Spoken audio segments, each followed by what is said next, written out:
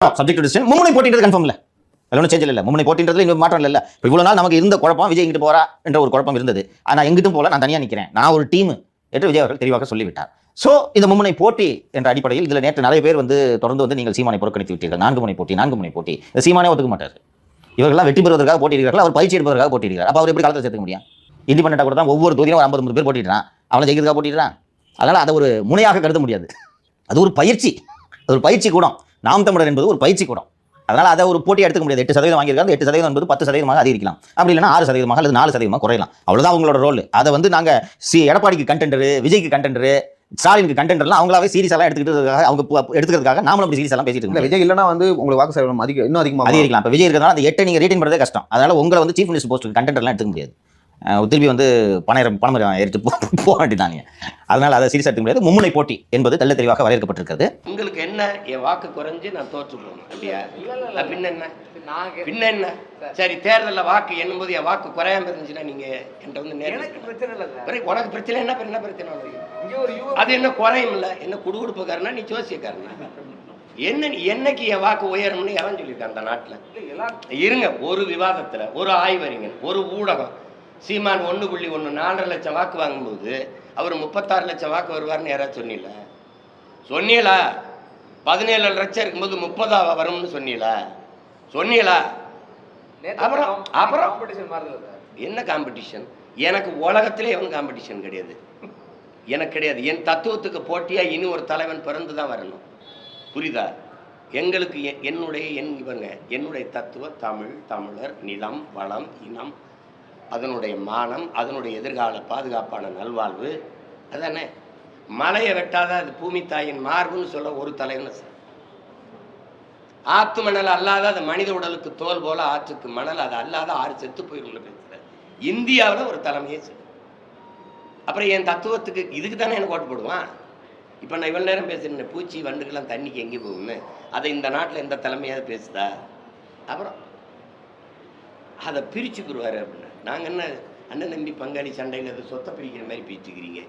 எனக்கு நீ ஓட்டு போடலைன்னா போடாமல் போட விருப்பம் இல்லைன்னா போ. அது உங்கள் வாக்கு, அது அப்படின்னு காற்றடிக்கும் திசையிலெல்லாம் பறந்து போகிற பதர்கள் அல்ல எனக்கு வாக்கு செலுத்துகிறவர்கள். புயலே அடித்தாலும் நகராமல் அதே இடத்துல இருக்க வீரியமிக்க நெல்மணிகள் தான் என்னை தேடி, எங்கள் பிள்ளைகளை தேடி வாக்கு செலுத்துவார். அப்படி இன்னும் இன உணர்வும் மான உணர்வும் கெட்டு போகாத தன்மானமிக்க தமிழ் மக்கள், தமிழ் மக்கள், மரத்தமிழ் மக்கள் பெருங்கூட்டம் இங்கே இருக்கு. இல்லைன்னா இவ்வளவு பணமழையில் இந்தியாவை யார் ஆள்றதுங்கிற தேர்தலில் புதிதாக ஒரு சின்ன கடைசி நேரத்தில் ஒளி வாங்கி மைக் எனக்கு கொடுத்து புதிய பிள்ளைகள் 8வது பெட்டியில் என் சின்ன இருந்தது. அதில் 36 லட்சம் பேர் என்னை தேடி வாக்கு செலுத்துக்காங்க. இந்தியாவை யார் ஆள்றதுன்னா இவ்வளவு பணமழையில் இவ்வளவு காசு, இவ்வளவு சாராயம், பணம், சாப்பாடு, இதில் அப்போ இருக்கிறான்ல மான தமிழ் மக்கள் இன்னும் தன்மானத்தோடு இனமானத்தோடு இருக்கிறான்ல. அப்புறம் அந்த கூட்டம் பெருகுமே ஒழிய குறையாது.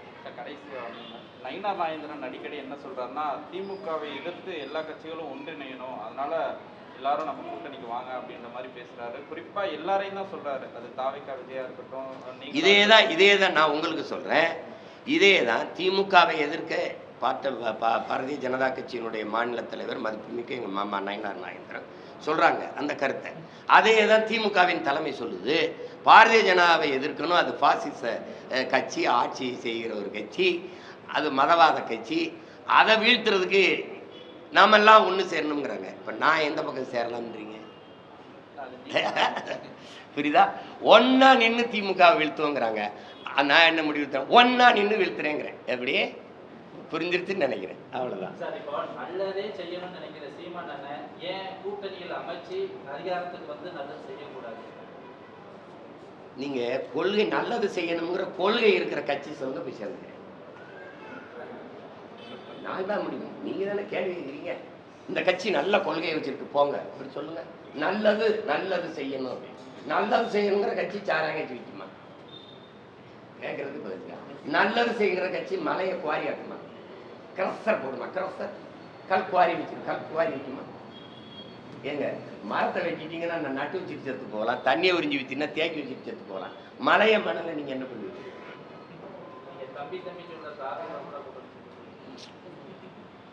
அது போய் என் தம்பி வந்தாருன்னு இப்படி பேசுனாருன்னா கேள்வி. நீங்கள் உங்கள் அண்ணன் கூட போய் சேருவீங்களா? ஏங்க நான் எவ்வளவு காலமாக ஒரு உறுதியான நிலைப்பாடு எடுத்து கொள்கையோட போயிட்டீங்க. என்னைய கொலை செஞ்சு புதைக்கிறதுல உங்களுக்கு ஏன் இவ்வளவு ஆள் இருக்கு? என்னை ஒருத்தனையாவது விட்டுவிட மாட்டீங்களா? இந்த கோயிலுக்கு நேர்ந்து விட்ட மாடு மாதிரியாவது என்னை விட்டு தொலைங்கல. என்னையும் போய் அதுக்குள்ள போ என்ன கூட்டணி வையுங்கிறது. நானும் தம்பி விஜயும் சேர்ற மாதிரி இருக்குதுன்னு தனியா நிக்கிறதானே உங்க பலம். நீங்க எதுக்கு இப்ப கூட்டணிக்கு போறிய? என்னதாப்பா உங்க பிரச்சனை? நான் தனியா நிக்கிறேன்னா தனியா எத்தனை நாளைக்கு நிப்பிய? கூட்டணிக்கு போகணும். கூட்டணி வச்சிருக்கிறவங்க கிட்ட கேட்குறீங்களா? கூட்டணி வச்சா தான் வெல்ல முடியும்னு சொல்லணும். கொள்கை இல்லாமல் எப்படி வெல்ல முடியும்னு யார்ட்டையும் கேட்குறீங்க. இப்ப என்ன சொல்றீங்க? நான் தனியா நிக்க போறேன்னு அறிவிச்ச பிறகு ஏதாவது கூட்டணி வைக்க மாட்டேலான்னு. சரி, இப்ப நான் கூட்டணி வைக்கிறேன்னு சொல்றேன். நாளைக்கு நீங்க என்னங்க நீங்க தனியா தானே நீங்க அதானே உங்க பலம். ஏன் இப்ப கூட்டணி வைக்கிறீங்கன்னு கேட்பீங்க. அந்த கழுதையை சொல்லுவாங்களா, முன்னாடி போனா கடிக்குது, பின்னாடி இருந்தா உதைக்குது, இப்ப நான் என்னதான்டா செய்யறதுன்னு. அது மாதிரி எது செஞ்சாலும் நீங்க இப்படி கேட்டுட்டு இருந்தீங்கன்னா நான் என்ன பண்ணுவேன்? நான் தனிச்சுதான் போட்டேன். என்னுடைய தத்துவம் இங்கே பாருங்க. நான் உங்களுக்கு பேசியது இப்படி கூட்டத்தில் இருக்கும்போது எங்கள் தலைவன் பிரபாகரன் சொன்னது போலன்னு நான் சொன்னேன்னா இவங்க என் பக்கத்தில் இருப்பாங்களா ஓடி போவாங்களான்னு. இதுல எந்த தலைவர் படத்துக்கு பக்கத்துல என் தலைவர் படத்தை போடுறது? போட்டா இருப்பாங்களா? இல்ல நீங்களே காட்டுவீங்களா? அப்ப சிக்கல் புரியுது. அதனால அது கடினம், அதை விட்டுருவோம். சார், இந்த தடவை சட்டமன்ற தேர்தல் ரெடி ஆகிட்டு இருக்கீங்க. விஜய் எதிர்த்து நீங்க நிக்கிறதுக்கான வாய்ப்புகள் இருக்கா சார்? களமிறங்க இருக்கிற தனிச்சு நிக்க போறதா? நாங்க ரெண்டு பேரும் என்ன பகையா? அண்ணன் தம்பி தான் நாங்க ரெண்டு பேரும். அவரை எதிர்த்து போடுறதுக்காக நாங்க கட்சி ஆரம்பிச்சு வேலை செய்யறேன்னு நினைக்கிறீங்க? அவரை எதிர்க்க வேண்டிய சூழல் வந்துருச்சு சார். ஜனநாயக போட்டின்னு ஒண்ணு இருக்குல்ல, தனிப்பட்ட போட்டி இல்ல. நான் கேட்கறது உங்களுக்கு விஜய் வருவாரு கட்சி ஆரம்பிக்கிறதுக்கு தான் நான் கட்சி ஆரம்பிச்சு 15 வருஷமா போராட்டம் இல்ல. நீங்க இந்த தேர்தல் அப்படி போட்டியிட வாய்ப்பு இருக்கான்னு கேள்வியே தப்பு. சும்மா இல்லை சார். அதிகார பலம், பணபலம், இன்னும் மத்தியில நீங்க பேச்சு மட்டுமே மூலதனமா வச்சு பேசிருக்கீங்க. உங்களை நம்பி போட்டியிருந்த தம்பிகள் சோர்ந்து போக மாட்டாங்களா? சோர்ந்து போக மாட்டாங்க. எத்தனை தடவை சொல்லுங்க? சோர்ந்து போற கூட்டம் மாதிரியா இருக்குது? சோர்ந்து போற கூட்டம் மாதிரி இருக்குதா? இப்ப மே 18க்கு ஒரு கூட்டம் தான். எல்லா ஊடகங்களும் மாநாடு நீங்க வெறும் கூட்டம் தான். ஒரு இன எழுச்சி கூட்டம். எங்க இனம் கொல்லப்பட்ட நாளில் ஒரு கூட்டம். எத்தனை ஆயிரம் பேர் கொண்டாங்க. ₹1 நாங்கள் காசு கொடுக்கல. அவங்களே பேருந்து பிடிச்சி, அவங்களே வாகனங்களை வச்சு எங்கள் பிள்ளைகள் கொண்டாங்க. சோர்ற கூட்டம் அது. 5வது முறையும் இத்தனை 4 முறை பொது தேர்தலில் தோற்றுருக்கேன். உள்ளாட்சியில் தோற்றுருக்கோம். கேளுங்க, இடைத்தேர்தல் எல்லாம் போட்டிட்டு இருக்கோம். தோல்வி கண்டு 5 காய். அதிமுக போட்டியிடாமல் விலகி இருக்குது இடைத்தேர்தல். ஆளுங்கட்சி அதிமுக ஆளும்போது திமுக இடைத்தேர்தலில் போட்டியிடாமல் விலகி இருக்குது. ஆனால் நாங்கள் எந்த இதுவும் இல்லாத சின்ன பசங்க தான்.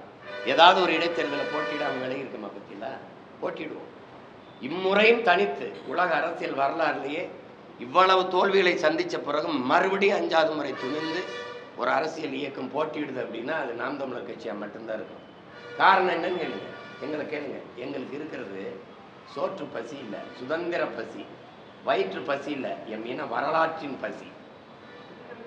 சோம்பலும் ஓய்வும் அரசியலில் தற்கொலைக்கு சமம். உங்களுக்கு விளங்குதுன்னு நினைக்கிறேன். வீர சுதந்திரம் வேண்டி நின்றார் வேறொன்று கொள்வார் அப்படிங்கிறான் புரட்சி எங்க பாட்டன் பாரதி.